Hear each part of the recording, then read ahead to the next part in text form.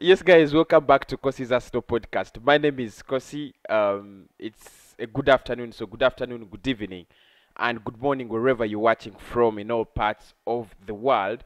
I have a couple of interesting stories to discuss. Eduardo Camavinga has been linked with Arsenal for a couple of seasons now, but he's running down into the last year of his contract. That's why he's appearing in the news. There is something interesting about Matheus Martinelli, £34 million release clause. That one is very, very interesting. He's the reason as to why I'm here.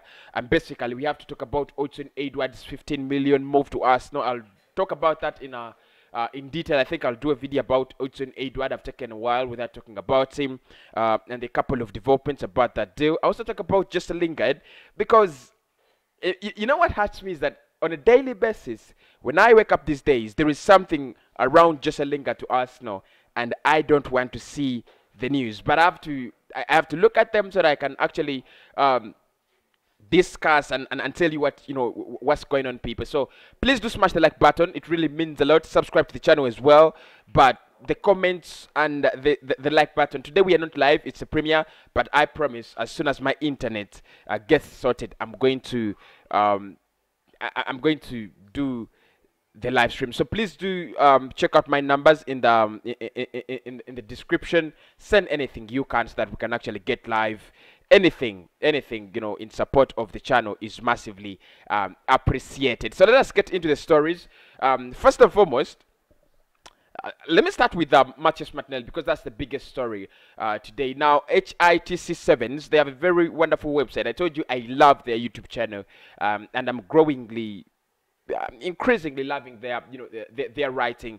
Now, they have reported that Arsenal are very, very close to agreeing a deal for Brazilian midfielder Matheus Martinelli. And I told you yesterday that there were reports linking Arsenal with Matheus Martinelli, and I told you I would do more research, try to dig out what the player is, what is he kind of, and some more details about the player, because really and truly yesterday, there is not much I knew about the player. The only thing I knew is we were linked with a player called Matheus Martinelli. He plays for Fluminense. He's Brazilian. He's a young midfielder. I think 20 years of age. His contract runs down in 2024. So that means he has something like 3 more years on his contract. But what you have to think there, and what you have to know is he has a release clause of 34 million pounds. Now, Edu is interested. Of course, Edu loves Brazilians. We've seen him sign Willian. We've seen him sign Gabi Martinelli. We've seen him sign a couple of Brazilians, and he loves he loves the player. He would love he would want the player to come to Arsenal. He is a midfielder, and of course we've said it before, and I said it before that if a player is linked with Arsenal and it is in the midfield, you have my attention. I'm going to listen because that is one of the priority areas Arsenal have to work on. So, Matheus Martinelli, for me, there is not much I've seen about the player. He's a young talent that's going to develop over the years. This season he's recorded 3 goals and 1 assist. Of course, like I said, he's a young player. He's still developing, a lot to learn. He's down there in Brazil. If you brought him to the Premier League, probably you're going to get the finest of him in the next 2 or 3 years. We've seen a couple of good players coming from Brazil and flourishing in the Premier League. I think Gilberto is one of those players. I can't say Neves de Nelson was a success at Arsenal, but we've seen players like Willian, Brazilians that have played in the Premier League, and you think, okay, their performance has been okay. So let us see. But reports indicate that Arsenal could be very, very close to agreeing that deal for Matheus Martinelli. Of course, that washes away the deals of Yavis Bissouma, because he would be playing next to Thomas Partey. But that doesn't affect the Martin Odegaard deal, which actually is a breather for me, because I think Odegaard is miles and miles and miles ahead of the player. Now, again, HITC are saying that if Arsenal do not get that deal to that price to be reduced down. They will be thinking about other players. So if Fluminense want to sell to us, they'll have to be able to reduce the price. United is interested, Chelsea is interested. Of course, a couple of other clubs are interested because you know where Arsenal is looking. So many other clubs are also interested. Dortmund is interested, and you know how Dortmund are interested in young talents. They are Bellingham there. They have to prepare because probably Bellingham will leave next summer or in the season after, so they have to prepare for the departure of Bellingham. And for me, I think the way I've seen him as a player, not so much. I've seen just clips of him on YouTube. He's not a bad player. Probably if he joined Arsenal, would he be a starter? It's a big question, but I don't know. Let's wait and see. Away from that, we've been linked with Odegaard again. Actually, their developments around the Odegaard deal, 15 million. That's going to be the price. But Arsenal are still waiting to see whether Alexander Lacazette stays or he leaves. I think 2 weeks or 3 weeks back, when Lacazette was on a poor form or in a poor run, all of us were very, very convinced that he's not going to stay at the club. So Odegaard looked more of a possibility. A fortnight back, I think Lacazette has been so good. He's been scoring in the goals. He's been lifting the morale at Arsenal. He's been leading that team. And now it looks like Arsenal are thinking twice either to sell him or give him a new contract. But of course, for me, if he leaves and you bring in Odegaard, 15 million pounds is not a big risk.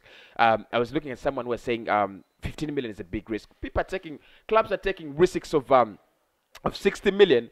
70 million, and saying 15 million is a big risk. It's not a big risk, and I think he's an intelligent striker. He would be very good for us. So there are some developments around that deal. We wait to see what is going to be actually unfolding there. We've been linked with Eduardo Camavinga as well, and for me, I think Camavinga is the interesting party in all the stories we have, because just a Lingard. I talked about Lingard yesterday, and I said, he's not the quality. For me, he's not that quality. However much he scored the goals at West Ham, he's 28 years of age.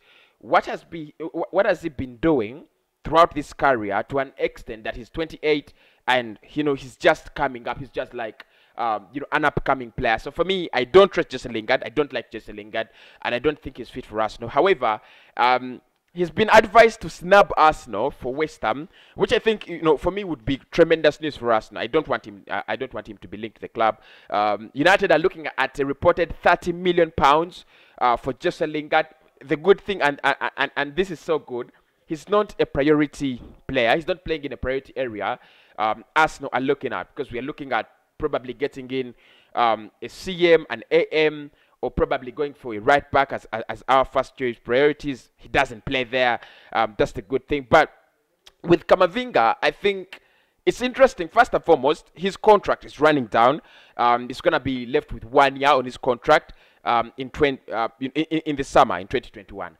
But he also doesn't want to renew his contract, and that is where I think media reports get the spark, because if he's a generational talent. He's so good. He's sensational.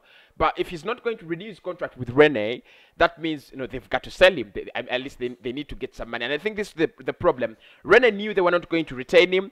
They waited until the last years of his contract. Now he's saying, I'm not going to re-sign a new contract, and they cannot actually get decent money out of him. I think they're going to regret their decision. They should have sold him last summer. I think a couple of clubs have been interested for the past 2 years.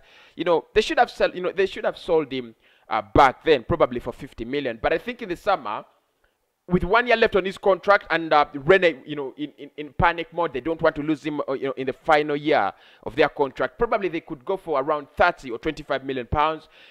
A deal that I see Arsenal doing, and like Romano said, if you're Arsenal and you're running a low budget, this is what you're going to do.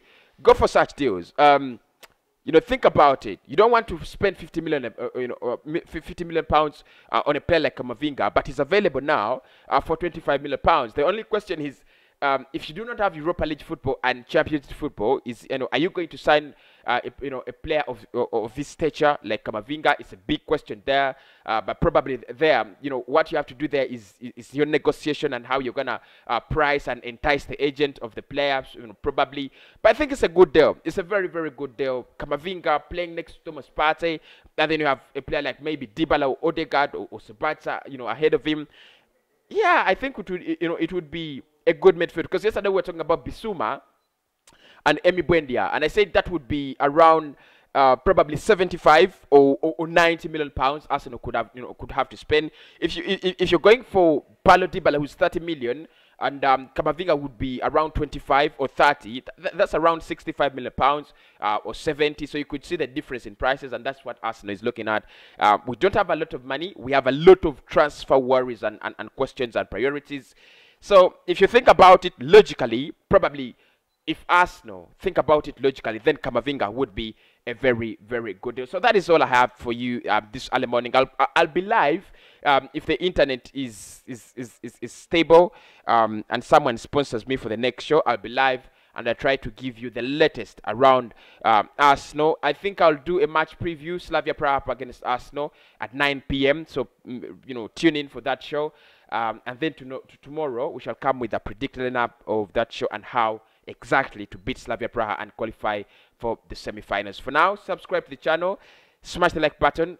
I'm off for now, and I'll come back later with more transfer news. Actually, the next show will be about exactly transfer news.